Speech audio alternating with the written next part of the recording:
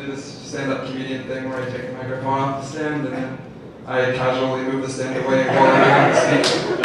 And then I turn around and keep talking like it was a big thing. And here I am. It's working.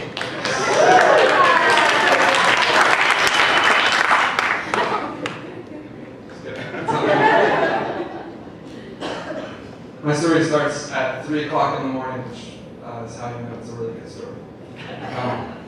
My friend Alita convinced me to go to her apartment and watch this movie called Short Circuit. Don't worry about it, it's a robot, it falls in love, it's really good.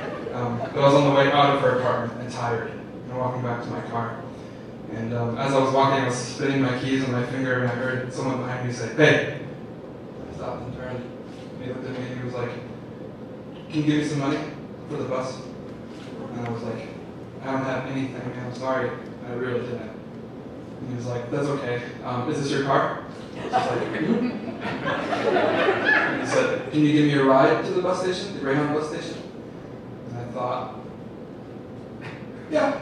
I mean, it's hard, but it's not that far. I can give you a ride to the bus station, that's a different question. You know? And he was like, "Thanks." And he waved over this lady that was with him. I didn't know she was with him, but she came over too. And was like, "Okay, 2 people go out to the bus station, no big deal." But I got to my car first, and I was like, "iPod, I'll put that away. I don't know them." You know, I like moved some stuff around. And I was like, "All right, yeah, come on in." And I sat in the driver's seat, and I watched them as they got in, and the lady walked up, and she was going to sit in the back, and then she paused and was like, "Sit in the back." And she sat in the front. The guy sat in the back. As I drove away, on the way to the bus station, we chit-chatted. You know, they saw that my plate said Kentucky because I was driving my dad's car at the time. I had wrecked my own car. And they said, "Do you live in Kentucky?"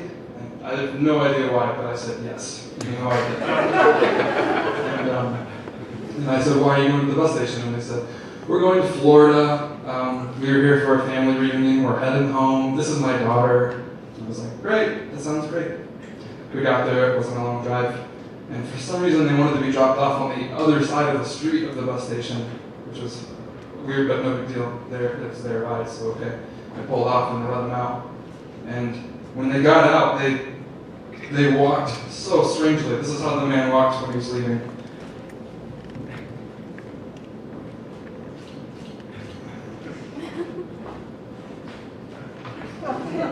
Walking sideways, far away from me, and he was waving as if to say, "Go away." And I stared at him and waited for a while, and I was like, and then it hit me. And I had my laptop right behind my driver's seat the whole time. And so I threw my hand back and felt the ground and it was gone. And I looked back up and I couldn't see them anymore. And then I turned off the car and got out of the car. It was right on Illinois, right next to the bus station. But it was so late, there were no cars on the road, so whatever. I got out of the car and I ran to the alley that I saw them walk in. And at the mouth of the alley I saw the girl. And then this was a really pivotal point because at this point I thought, okay, how much did the laptop cost? $300. It was online, it's breaking, it's no big deal. And there's a lot of cool stuff on there I haven't like saved anywhere else. Also, it's just the principle of it. It wasn't, I gave him a ride, it wasn't fair, you know? But I didn't spend too much time thinking about it, and then I just ran into the alley. When I got to the girl, I grabbed her shoulder and turned her around, and I said, "Where's my laptop? I know you have it." And then she was like, "What are you talking about? He took it. The guy took it. I don't know who he is. He lied. I have no idea who he is. I don't know his name or anything like that. But he has it. You gotta find him." And I was like, "Well, where'd he go?" And she was like, "The taxi just came and took him." And I was like, "That's impossible. I was 2 seconds ago there. It's impossible.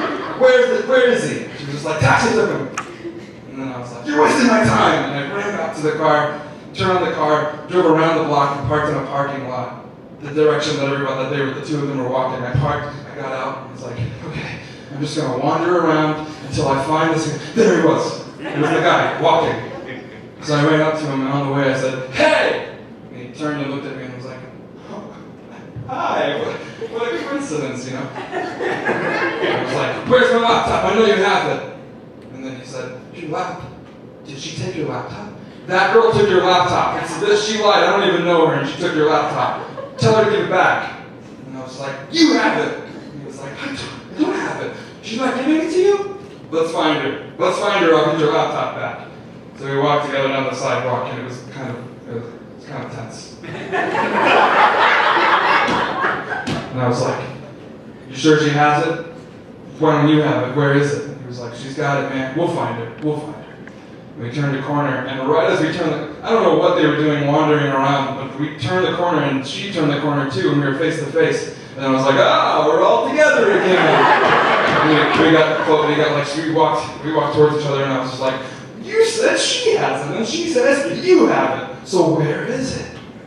And they were like, it's still in your car. We saw it. Yeah, we saw it. It's still in your car. You didn't look under. It's in your car. It's under your seat. I was like, don't lie to me. You guys are liars.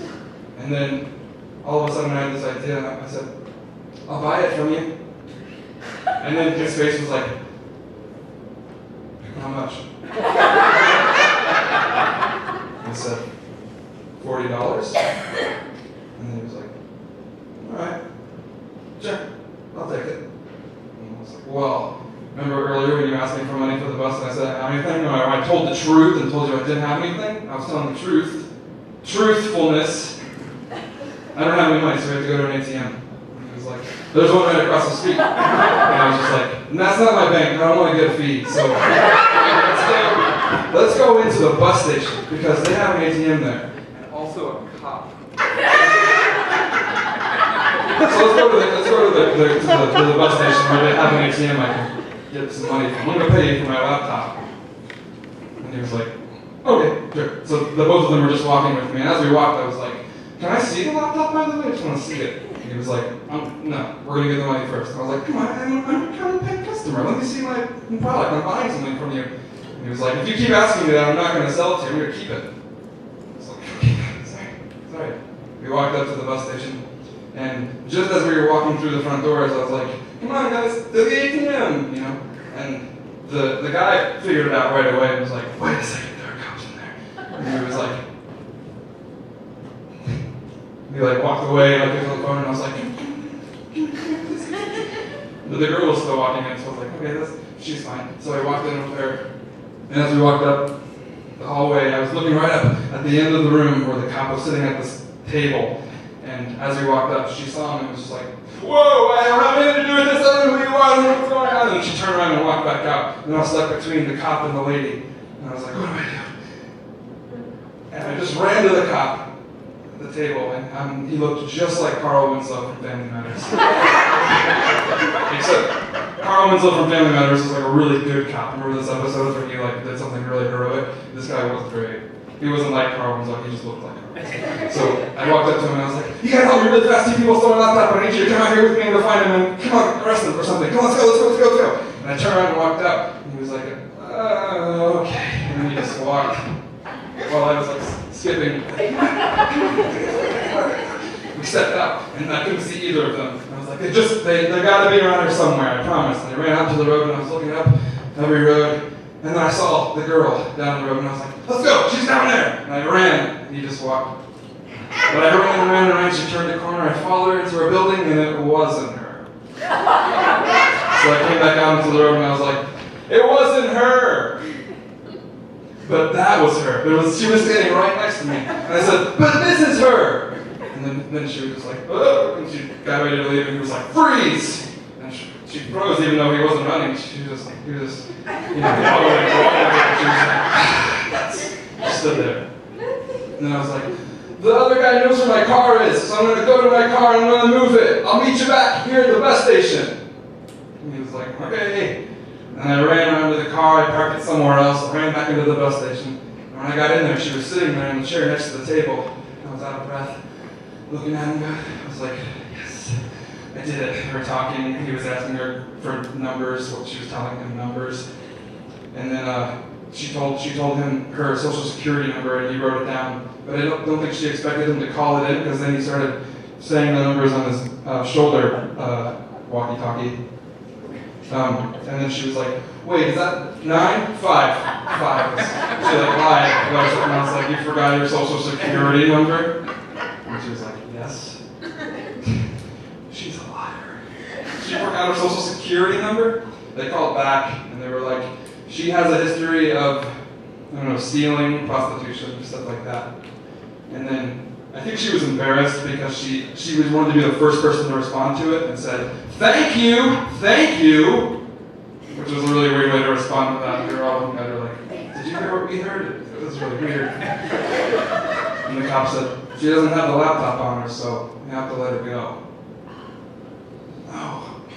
But then she was like, see you guys later, suckers. You know, and she walked out of the doors, and I was so bummed. I sat in the seat that she was sitting in. So we had to exchange information, me and this cop, and he asked me what it looked like. I said, it's a white laptop, it has a sticker of a bird on it. He asked if I knew the serial number. I was like, by heart. No.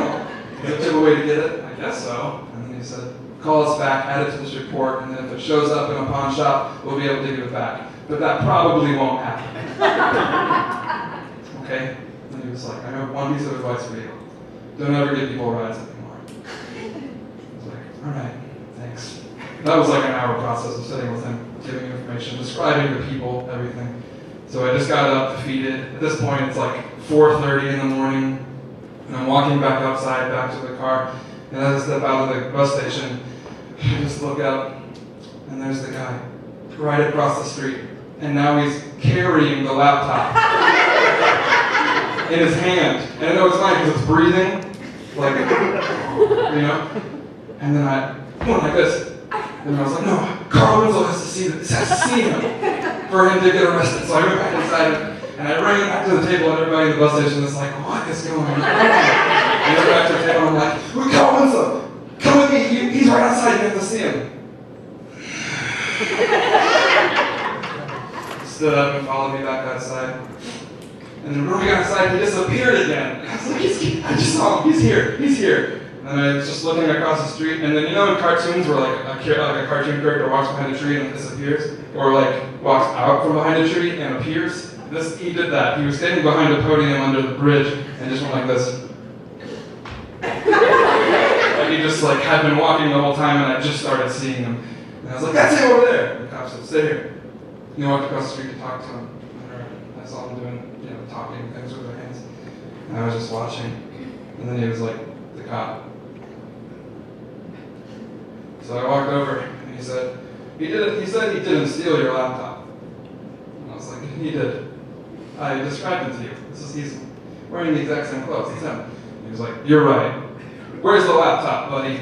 And then he was like, it's my laptop. And he was like, he said it's his laptop. He's like, he's lying, he stole it. He's like, all right, where is it? And then he was like, I don't have anything. And he was like, he's right, he doesn't have the laptop on him. Nothing we can do. Don't get people rides, man. I was like, he's right behind that podium. Can I just go check where that podium was? I saw him holding it. And he said, okay. So I walked back to the podium and there was a bag. And inside of the bag was some pamphlets and stuff and my laptop. So I reached in and pulled it out. And I stepped forward and went. And they were like, and he started handcuffing him. And I walked over and holding my laptop like, this is so weird. I didn't think I was going to be able to hold this again. And when I got there, he had stopped handcuffing him and was like, he said it's his. And I was like, it's white, it has a bird sticker on it. I told you. I don't know the serial number, but I know I told you what it looks like. You know? And he was like, you're right. Busted, mister.